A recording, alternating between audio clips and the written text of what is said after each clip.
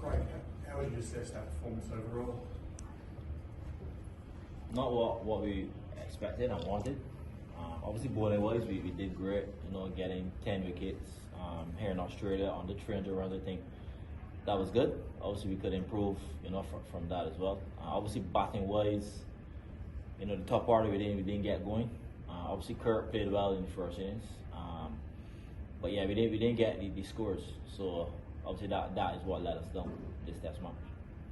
What do you put that down to from a batting perspective? Obviously, some of the shots were on, and we still managed to edge them to slip, some of them. So, better execution, especially those attacking shots that you're looking to score. Some of the guys showed some good fight, showed some good defense. But yeah, I'll say it, when you're going to play that attack shot, we didn't execute, as good as we should have.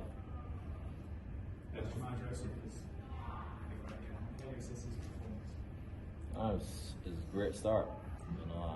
Great start to his international career, and he has a bright future for West Indies. But it wasn't a surprise. I really believe he's something special, and I was very happy for him. Was there a temptation to give him the new ball in that short stint you said? I mean, yeah, obviously he out Steve Smith his first ball, so there was a temptation, and you never know. What did you learn out of bowling to Travis Head? Do you have to make any adjustments? Obviously, Andre said yesterday you plan to go short to enough front. A lot of teams have. It hasn't quite worked out. Do you have to make any adjustments bowling to him in Brisbane? I mean, obviously, yeah, the initial plan is there.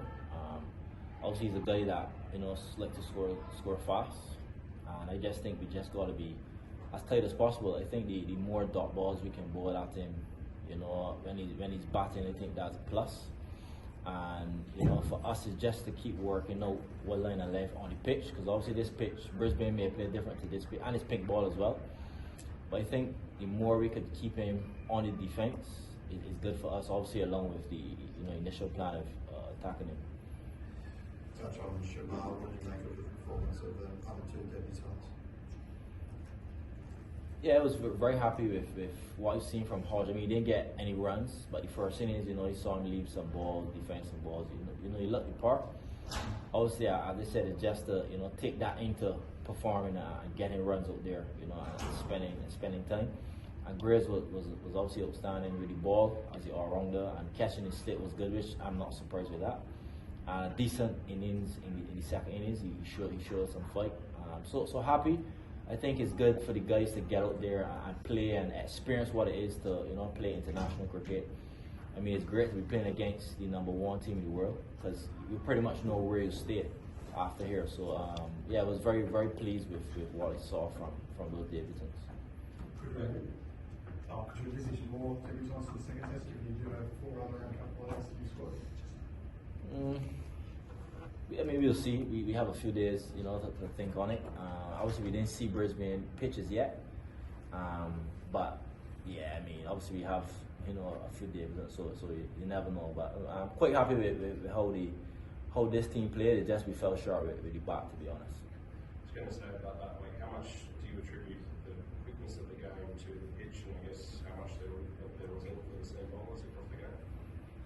Yeah, the pitch did having something throughout. But I still think our dismissals at some points weren't that was on us rather than the pitch. Obviously, Australia came out yesterday and really up to play to learn, and it's hard for a guy to play. Let's say he fails or he succeeds, whichever it is. But then your next test match is 6 months away, so it's pretty hard to really learn as a batsman, because I think you learn as you're out there playing. And experiencing what it is, what world-class bowlers, what world-class batsmen do. Yeah, so I think we need a lot more test cricket. This year is pretty good for us, to be honest. 9 games, which is great for us. We have first-class cricket when we go back, so it's a good year. But I just think generally the more games we can play, plus obviously funding, would be great. But I think we need to play more cricket for us guys to gain that experience, then to go on and continuously perform against world-class players. Do you think the structures are in place for a player like Shamar coming in and clearly looks like he's a massive future ahead of him to stay within playing consistently for the West Indies, given the landscape?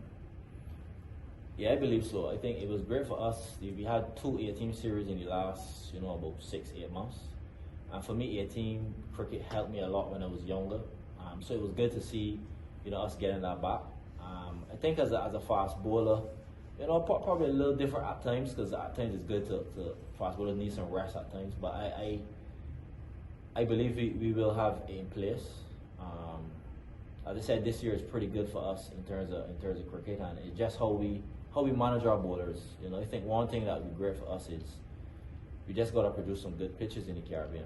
Some pitches that have some bounce, that we can produce more Shamar Joseph from, not just a lot of spinners, because pretty much in our first house cricket, the first hour the ball is spinning, and I think it'd be great.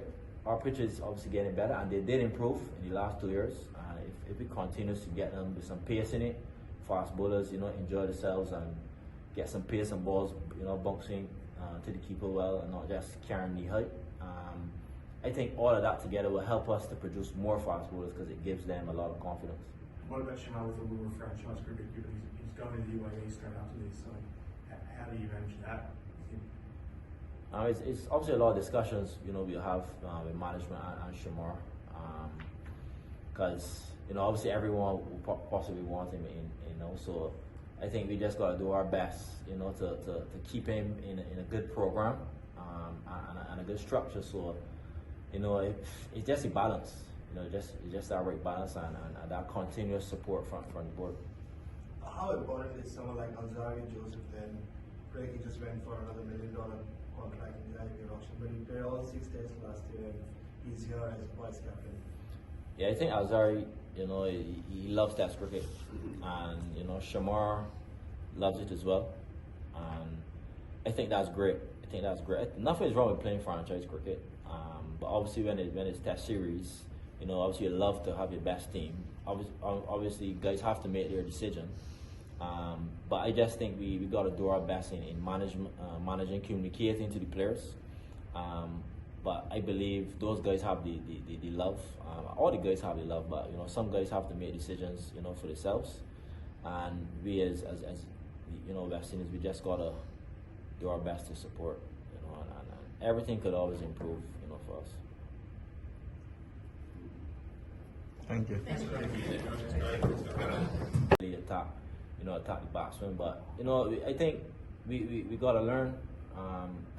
Obviously, it's something we say a lot, but someone has to do it. Someone has to show that fight, and I believe the guys that here have the heart, and they have to just have the belief. Because when you see guys, world-class bowlers, they talk their more. You got to believe you could get the job done, believe you could score, hit, whether it's singles or boundaries. And I believe these guys could do it. I think the experience was good for them, getting out there and see, and got to come back in Brisbane and pretty much get the job done. Obviously, it was quite a nasty blow for Wizzy at the end there. How did you, see that, and how was he when you guys went out to get it? Yeah, unfortunate. Obviously, he kind of bit his tongue as well. But let's hope he's okay. Obviously, no one wants to, see a guy get injured playing, this game that we love. Kraigg, just about the batters, you played Test cricket for a long time and you've done it consistently. So what kind of conversations have you had with those guys who have now at least got 2 innings in Test cricket, or even Mackenzie and Athanaze, who now played 1 Test match each in Australia? I think they should get a lot of confidence from playing the number 1 team, number 1 bowlers, and it shows them that they can do it. Kirk got a 50, and a 20 odd in second inning, so it shows that he has the ability to score runs against world-class bowlers. So I think it will help. And the other guys, they didn't get runs, but from watching Kirk, they know, well, look, we could get it done. So it's for them, because it's all mental. As I said, we played some shots where we believed the shot was on, but we edged it. So whether it was nerves, obviously a little poor execution, but I think it could give the batsmen confidence to know that they could do it. They face the bowlers. Obviously they're very consistent, but you will get a bad ball in between. And it's just, obviously we keep having the conversations, but for me it's all around being mentally tough and you know, because they're going to come at you, and they're number one bowlers in the world, and obviously that alone could put a batsman under pressure, but it shows that, you know, Kirk showed that, look, we could get runs against these, so I think that will give them some confidence. Don't do what Shaman Joseph did with the bat, because But even that, I mean, his belief is amazing. You know, if all the guys could have that sort of, you know, that'd be great. But you know, he's obviously a special guy, and he gave a lot of confidence to the team as well when we see him playing his shots. And you know, for the batsmen, I just want him to go there and enjoy themselves, enjoy the challenge. What's so difficult about facing Josh Hazelwood, especially on a pitch like that? Is it just the length that he bowls, or is it just the relentlessness of it? What did you find your time out there? I think you pretty much said it. Obviously very consistent, you know, hitting one spot. Obviously that spot is not the easiest to score off of at times. As the ball gets older, maybe a little easier. But initially, you know, you really got a solid defense, especially early on. And you know, everyone obviously will bowl a bad ball, but I think his relentlessness is obviously his strength. And you know, you have to have a solid defense, especially when that ball is hard. What do you think West Indies cricket needs to keep improving and being more competitive? Is it purely funding? Funding will be great, you know, to be honest. I think playing Test cricket, we need to play a lot more games. So like last year we played 6 games. Even if we play 6 in a year, I pretty much won't mind if these 6 games are back-to-back series, because I think you go